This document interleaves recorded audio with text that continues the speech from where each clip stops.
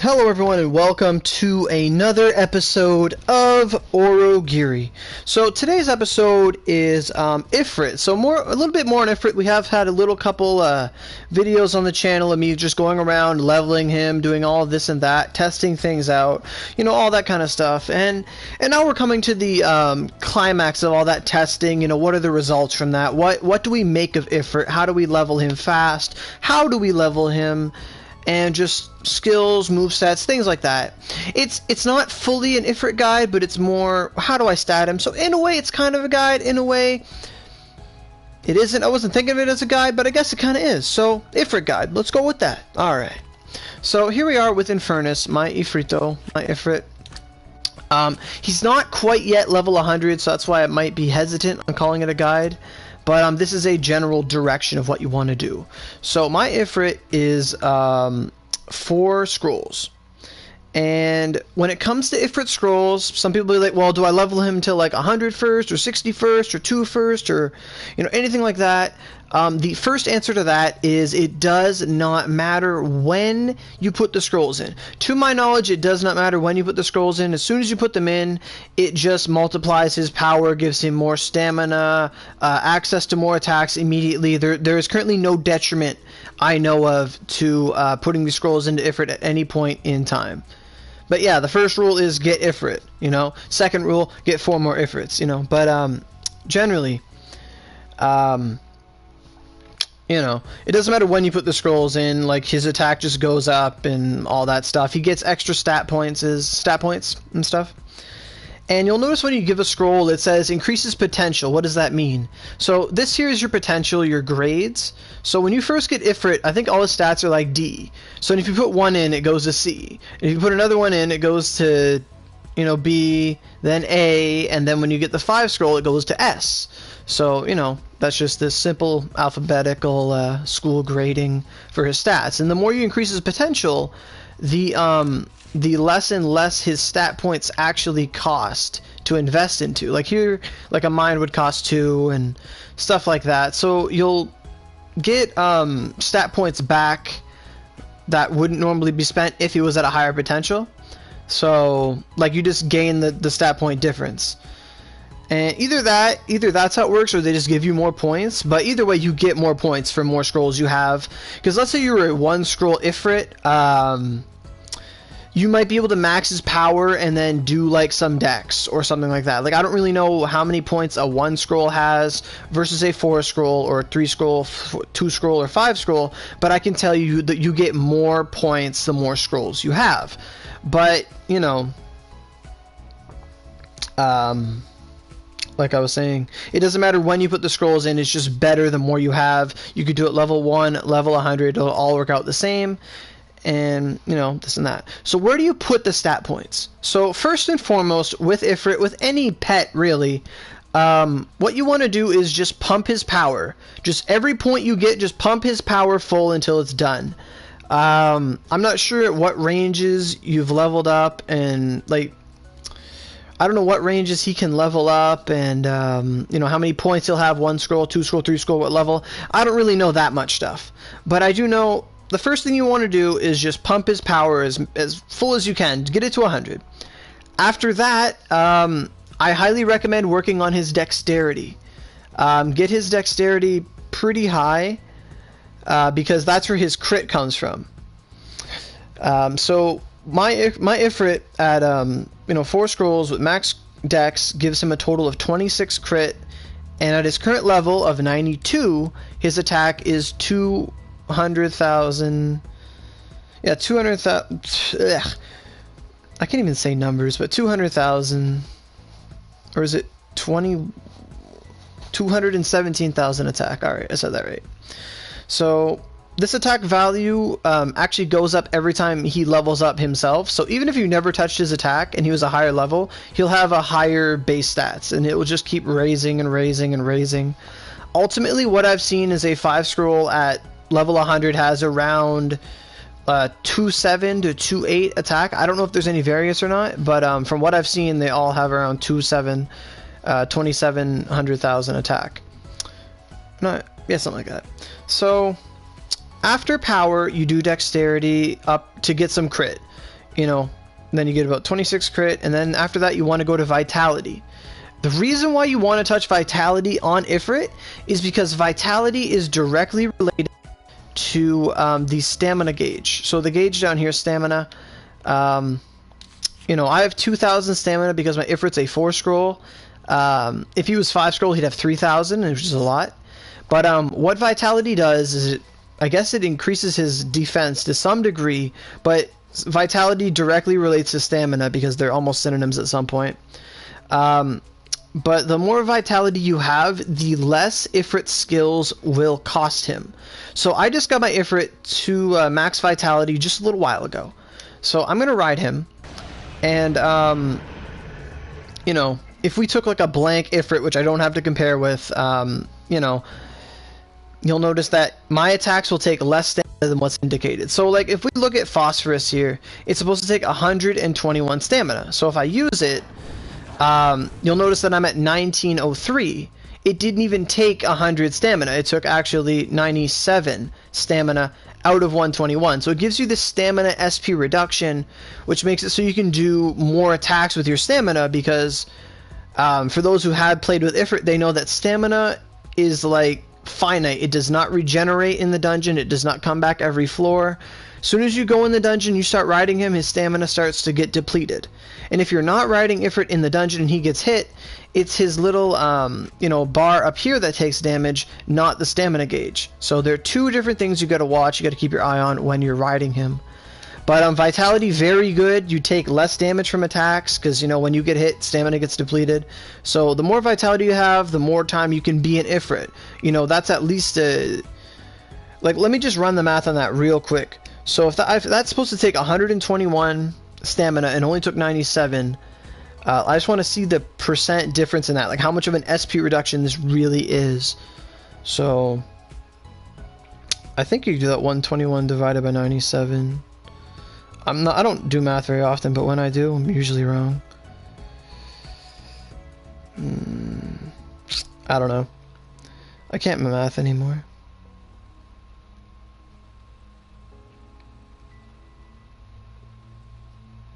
I don't know. Can't math. I legit forget how to math. It happens on the weekend. Sorry about it. But why? I should know what percents are. I'm so dumb. I gotta go, like, relearn things. Anyway. I can't look at him now. I'm sad. So if you're gonna remember like anything at all about statting him up, it's you want to go power first, then dexterity, then vitality. Then after vitality, you want to do wisdom. Mind is literally worthless for him. It doesn't do anything. On other pets, mind will give you cooldown cut, which is amazing. Like if I look at a yokai real quick, Helarelia here has 21 points in mind and 21 cooldown. And she has like 66 points in dex and 76 crit, all that stuff. Did you do a vid like this on the Hound? I did a video where I mentioned it, but I haven't just done one specifically about it. Because people would ask me in stream, and I'd say, oh, well, this is what you do. But I want a video that specifically just says, hey, this is Ifrit, this is how you stat him, do all that stuff. So if I have re-mentioned things in other videos, then I have, but I have not specifically set out to do a video about it, to answer your question, Perry. So, you know, where is Ifrit again here? So yeah, like mine does nothing. So what you want to do is power, dex, vitality, wisdom. You don't want to touch mind at all, but power first, then dex, then vit. Now let's say for example you have a 1 scroll. Oh, this is your first time watching my content? Okay, yeah. If this is your first time watching my content, then on the Hound. What do you mean by the Hound? Do you mean like the guy on PC, like the robot? Or just like because Ifrit is like a hound, but you might mean Greyhound or whatever his name is on PC, the robot. I don't know.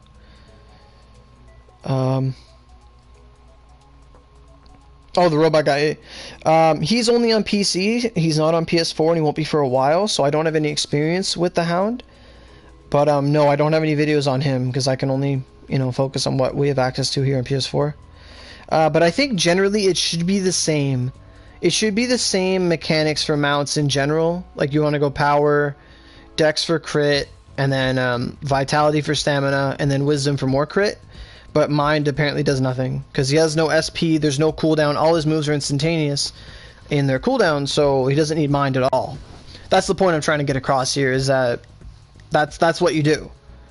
But no, I don't have anything about vanguards that are not vanguards and mounts that are currently not on PS4. To answer your question. Skill wise, here's what I've been liking and using. Phosphorus Flame. I really like Phosphorus Flame. Talon Blade. No one really uses this. I don't recommend it. It's just a starting skill, kind of bad. Unleashed Inferno. I played around with the earlier forms of it. Not really a fan. Stone Boulder Flurry is literally one of his best moves. You just throw a rock at the enemy. It does millions of damage at the higher levels. And you only need 2 scrolls to get the master form of it, and 1 scroll for Flurry, which is still good, but master is way better. And that's generally how all his skills work, it's just they're better. Oh, you thought it was on PC? Oh, no. Oh, you had no clue, thought it was on PC. Oh, no, it's on the consoles too, yeah. So yeah, Stone Boulder Flurry is an amazing skill. Amazing. Phosphorus Flame is like more of a staple, just rush the enemy and hit them attack. I like it a lot. Master is interesting. You need 2 scrolls for Master. It is 100% pierce attack. And by 2 scrolls, I think it means 3 scrolls. Because how I have like 4 scrolls in total, like the one to activate them and 3 additional scrolls, it only counts the additional scrolls here. So that's something you got to keep in mind. So a 5 scroll Ifrit would say 3 scrolls. No, you can't. The minute you use like one of those Oogie skill card sets, like for Lance or Reaper Death Scythe or Visible Haul or Invisible Embrace, any one of those moves where it's the same Oogie on different weapon types, if you put it on one weapon type, it becomes that weapon type skill. You can't extract Thunder Lance on your spear and put it on your twin sword. It now becomes a different move. It's no different from if you had like skill card set 2 and you put Water Dragon on a weapon, you can't like extract it and then put like Sunlight Strike on a twin. Like it's similar but different. But yeah, once you specialize one of those Ogies, it becomes attached to that weapon type. It cannot change. So lances are like that. Like I have a 113 bow with Ice Lance on it. I can't take that off and put it on a spear. It wouldn't work. But yeah, so 4 scrolls is his max. We've tested it, and you cannot put more than 4 scrolls into Ifrit either. So that's a thing. So 4 scrolls, like 5 scroll Ifrit's limit. You can't put anything more, and all it does is just boost like all his stats and make him really good.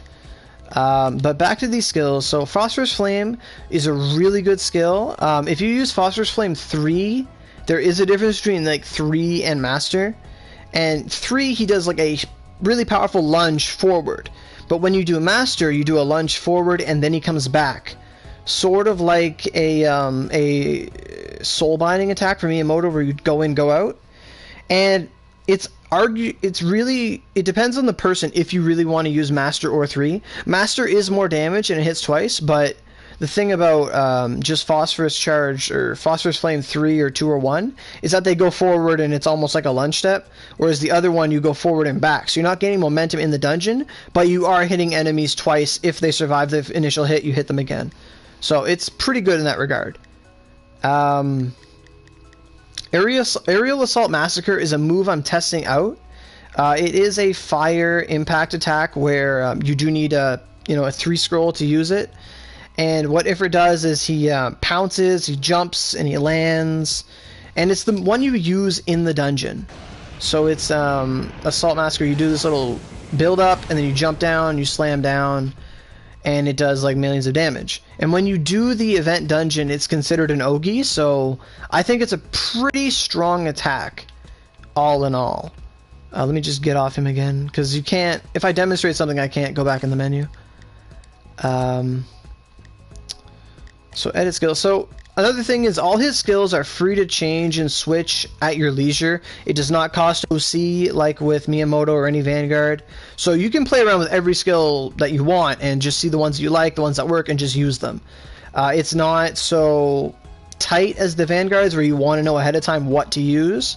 So that's why I don't put this big emphasis on knowing what skills to use and weapons and stuff. Because he has one weapon, infinite swaps. You can't go wrong. Just try things out. You know, you'll get the hang of what you like, what works, what doesn't. It should come to you as naturally as it came to me. But Stone Boulder Flurry, I think it's staple. You should always have that. It's his like literally best normal attack ever. You just need 2 scrolls to get it, so that's amazing. Phosphorus Flame, I really like it. Aerial Assault, I'm still playing around with it. Destructo Tail, he does a little spin attack and a fire wave comes out of his tail. It doesn't hit multiple targets, to my knowledge. It only hits one thing, like it doesn't go through enemies. It's a little nice ranged attack, but I really don't care about it. I don't think it's that important, in my opinion. Chains of Flame, it's like this giant spinning fire wheel attack. You get to use it in the event dungeon. It's cool, and it's kind of good on enemies that don't move, but those don't exist. Like if you use it on something that doesn't move, it's going to be doing like 800 Ks, like zoom zoom zoom. If you crit, it's like 800 K a second, and it could do a lot of damage, like damage per second. This move does a lot of DPS, but you'd have to find an enemy that does not move to use it on. Something like Nightshade Narlethotep, or like she doesn't move, so if you can just get in there, drop one of these down, you could do a lot of work, because it is fire, she would be weak to it. Like that's a prime example of someone that would be weak to it.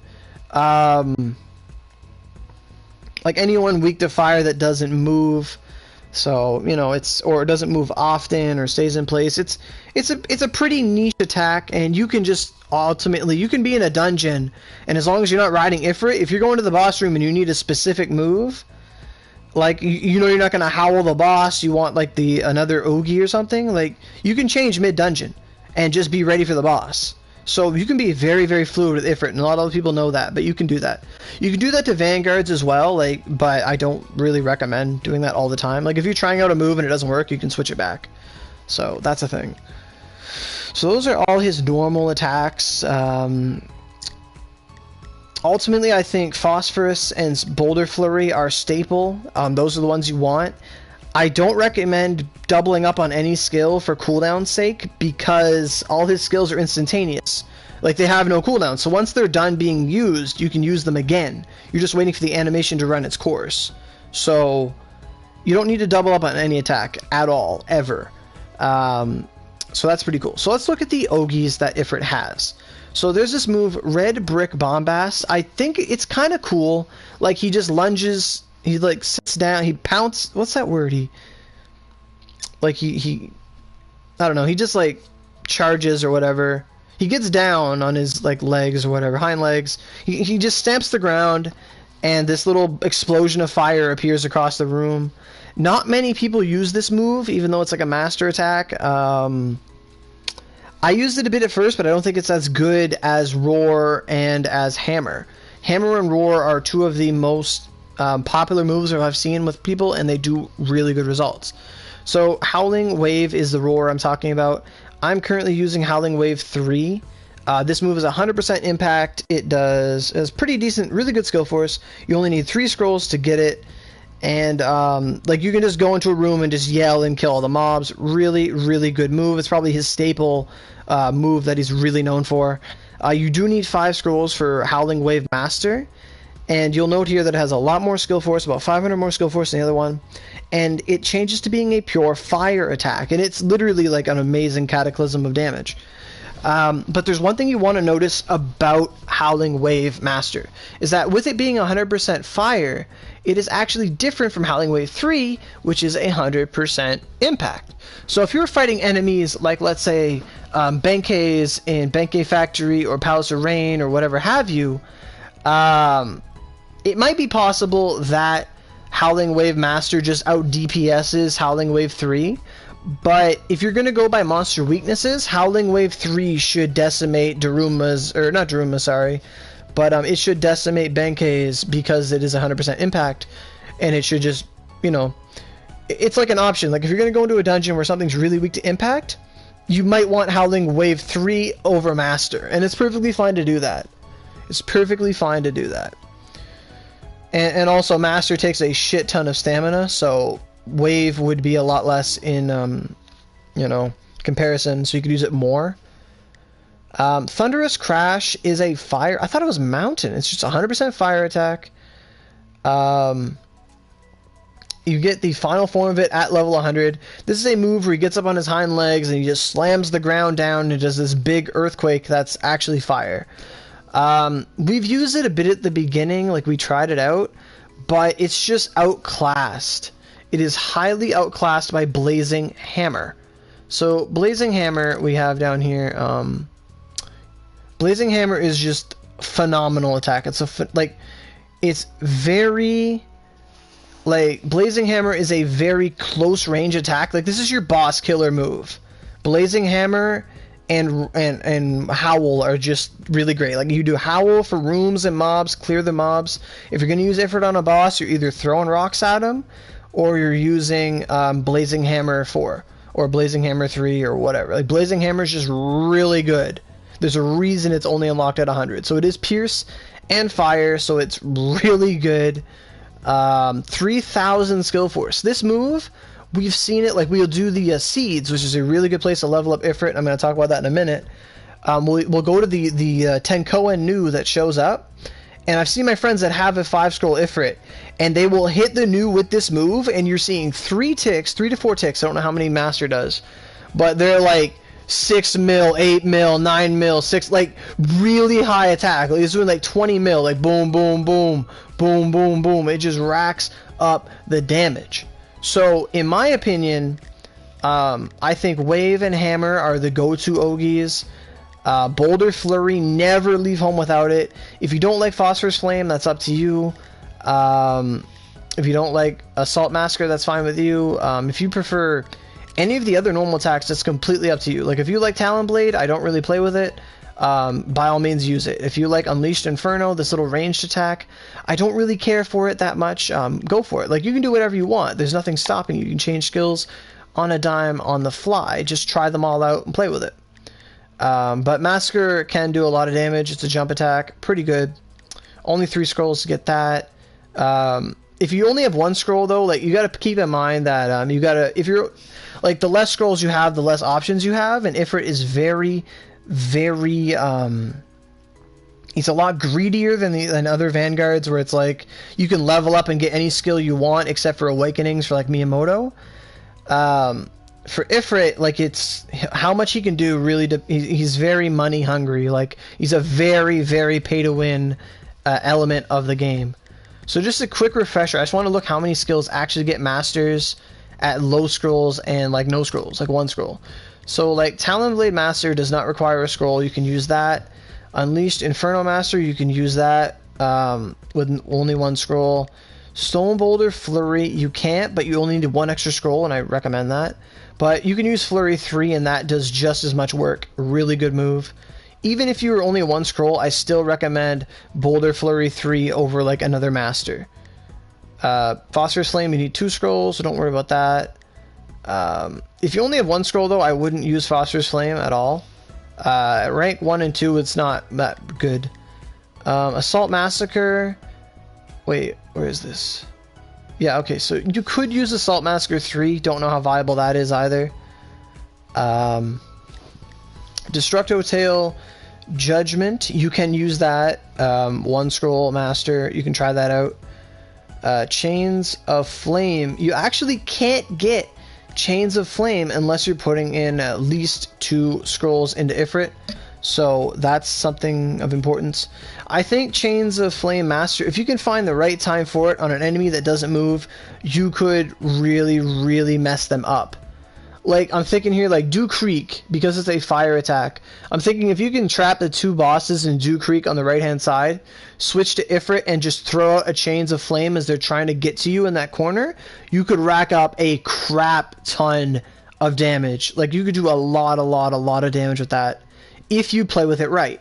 Like, Chains of Flame Master, has really good uses. You just got to find a place for it where an enemy's not going to move, and it could do a lot of work, like with Nightshade, or if you trap an enemy, or just any little situation like that. So those moves can work, do really good wonders. I actually have access to the Master. I'm going to try it out. I'm just going to throw that on. Like, for the next time I play, I'll try it out. Not going to try it out right now, but I can show it to you guys here. So the general moveset that I have, this is Phosphorus Flame, so one attack and then you come back. Chains of Flame is this giant spinning Destructo disc that goes slightly forward and will just rack up a ton of damage. And it stays out for a long ass time. Boulder Flurry is this huge rock. You throw it and it can do like 6-7 mils of damage. It's really, really good. Howl is the trademark Howl. Hits everything around you multiple times for like millions of damage. And then Blazing Hammer is like a close range attack, and you just slam down, and that little lightning of fire there just does a crap ton of damage. So those are the moves I work with, I roll with. I really like them. If you guys do too, great. If you have other options, you know, that's awesome. Like, post your Ifrit build in the comments, you know. I'd love to see all these different ways to build him up. That'd be awesome. What else can I say about him? So here's something I should have said sooner, but the most important thing to do about Ifrit, the most important thing, and I didn't know this at first, the most important thing about Ifrit is your dash attack. For Ifrit, just dashing with him is a dash attack, and it can do 2-3 million damage on the right enemy. Like, on basic mobs, dash attack is what you want to do. Generally, you don't want to use one of your skills over dash attack, because dash attack is, like with max vit, I'm a dash real quick here. It's like 36 durability to use the dash attack. It's like 45 normally, but if you have all your vit invested, it's only 36, and that's your lowest dura move, and it can do millions of damage. You just dash attack the whole dungeon. Like, if you're going to be using him, and you want it, like, if you're trying to be conservative with his stamina, maybe save it for a boss or an enemy later in the dungeon, you know it's going to be hard to beat, I would just primarily use dash attack on the mobs. Don't really use any of your skills until that time comes, whether it be an enemy or a boss, whatever it may be. Dash attack is literally just what you want to do, and since you can just dash in any direction you want, like 8-way run sort of mechanics here, you can just hit any enemy you want. The only problem with dash attack is in lag, sometimes your dash won't come out. So that's something you need to keep in mind. And I don't know if he's invincible during the dash or not, but it is still a good evasive maneuver. But when you're dodging, I recommend sometimes dodging into the enemy just for that extra hit. But yeah, dash attack is just fundamentals. That's what you want to do most of the time, or else you're going to find yourself running out of a lot of stamina if you just concentrate on using phosphorus to like dash enemies and stuff like that. Your basic attack is also pretty good. If your enemy has like a little bit of health left, just go up and basic attack them. It literally takes like 11 dura, I want to say. Yeah, no, 9 dura. So 9 dura, you can do about 3 million damage. Pretty good option. Pretty good option to use. Like, all his attacks are viable. Ifrit cannot block. Ifrit, yeah, he can't block at all. He can block in the warding dungeon thing for him. Not the warding, but the little event dungeon, but he cannot block in this form. So his dash attack is a weapon of mass destruction. So Ifrit, like, that's usually what my friends and I have been doing, and we see lots of results with it. But most of us agree Phosphorus Flame, Stone Flurry. The second, third skill is really up to you what you want it to be. And I think Howling Wave and Blazing Hammer are just the greatest options to have for Ogies in that regard. So, like I was saying, I was going to mention where is the best places to level him. So, I can't actually look at the menu because I'm in the menu. I'm on him. So, go back to mount here. So, mine's level 92. He needs about 700, a total of 700 million experience to level up. 700 and like almost 800 million, I want to say. And the best places to level him up, I'm going to say, are do Yakumo Temple in Kyoto until he's level 30 or even 45. Because if you level him to 45 and you just put all your points into power, at that point you should be able to start being able to kill gold Darumas. And if you're far enough in the story where you can do the Arcane Dungeon, so Arcane Suzaku Mansion, Byakko Cavern, Genbu Temple, those 4 dungeons there. The other one I don't remember what it's called, Bokyaku or Byakuk, I don't know what it's called. But those 4 Arcane Dungeons, the ones that just gold Darumas spawn in all the time, that's what you want to do. Just, like, Ifrit is so strong that he can one-shot gold Darumas.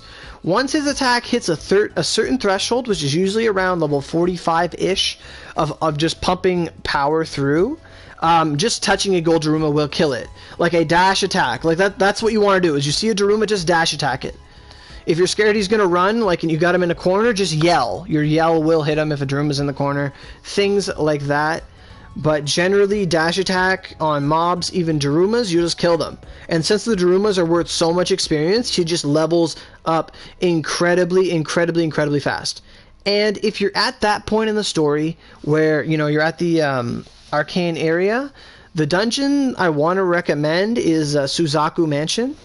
And if you know how to summon the new in Suzaku Mansion, Arcane, you know, you go in, you kill the crabs first, then you kill the Perningolins, then in the next room you kill the crabs first, then you kill the Sumashi, and then in the last room you kill the Nepupu before you kill the Perningolin. You'll be able to go behind the rip passageway, and you'll be able to fight the new.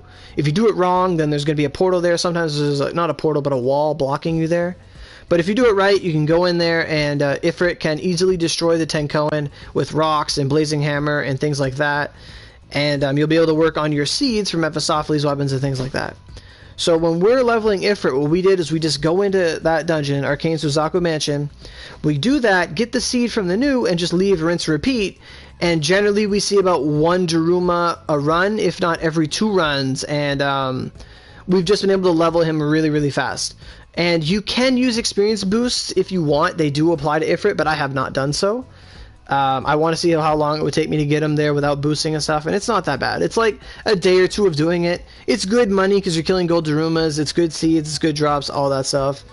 So it's not really a bad farm, it's a really fun farm.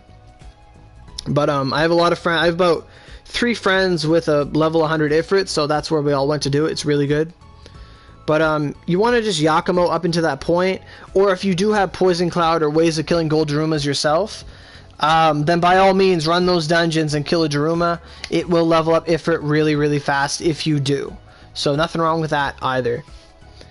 After that, like, I mean, once you level to 100, you don't need to worry about leveling him anymore, and he will start being really, really powerful. And one thing people might ask is, well, what mags do I wear with Ifrit? Do I just wear Fuse? Do I wear 105? Do I wear Element mags? Do I wear mags that don't have negative to his moves? All that stuff. And in my experience, Element, like, the Magatamas you wear on Ifrit do not apply. The weapon you have equipped in Ifrit does not apply. Like, it's like Ifrit is Ifrit. I don't think it matters if you swap to him with an Oni Dagger or if you swap to him with a Nadir. His damage will remain constant. That actually requires some further testing from me, but from what I've seen so far, what you swap with, what mags you wear, doesn't really matter. Like, if I wore a Chiami and then swap to him, the Chiami effect should not appear. I'll test that right now, though, but I do not believe that anything on your Magatamas actually affect him. And we can test that out just by swapping to him. So I keep going to my inventory and not my equipment screen, and I'm very upset by that. So right now I'm wearing like a wind mag and 2 fuse, because we did Eldritch Beast. We actually beat him one time. So what I will equip is this Ice Blitz Magatama. Ice Blitz Magatama gives me an effect. Like, that's all I really need to see, is that it gives me an effect. So when I have the Ice Blitz Magatama equipped, it gives me this red sword here. You know, it just does 2 additional damage according to lightning element, stuff like that. So if I switch to Ifrit and I see that symbol, I don't see that symbol. So if I were to switch to a Vanguard, though, that symbol would be there. It would be there, and since it's not there for Ifrit, mags do not affect him. Mags do not affect him at all. Weapon effects do not affect him either.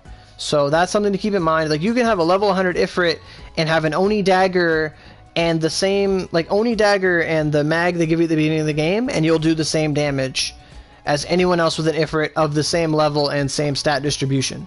So that's not something you need to worry about with Ifrit at all.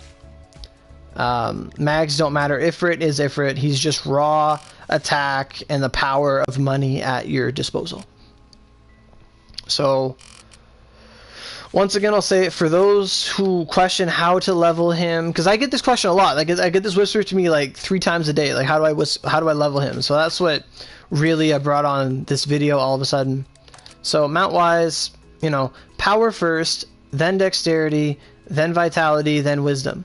Now let's say you're like 1 scroll, right, and you don't have as many points as I do or someone else to level Ifrit. You know, be smart about it. So do power first, and if you notice that you only have enough points to go, like, you know, up to like 20 crit with dex, but it's costing too much just for the extra, like the extra crit or whatever, I would probably try to distribute your points evenly between vitality and dexterity, just so that you get that extra stamina reduction. Because if you're already like a low scroll count anyway, you have less stamina to work with as it is.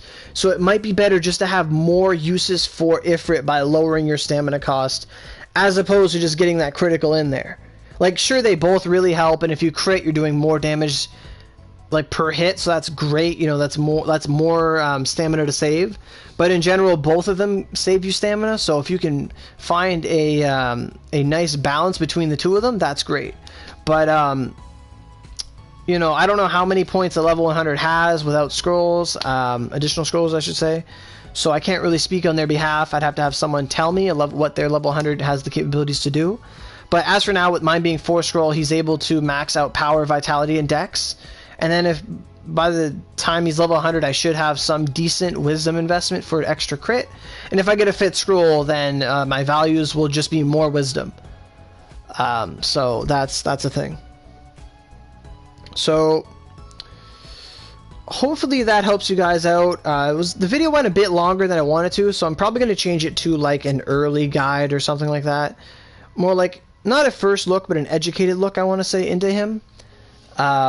But yeah, 40 minutes. Thanks, guys, for watching. 13 of you guys. Glad you all stayed in, watched, learned some stuff about Ifrit. I might do a run or 2 with Ifrit later on, just in a video. Once he's 100, I'll start doing some runs with him to show you what he can do, what he can't do, what he excels at, what he doesn't. So be on the lookout for that. And thanks, guys, for watching. I wish you the best of luck with your rolls, your SPs, your stuff like that. And yeah, have fun with Ifrit.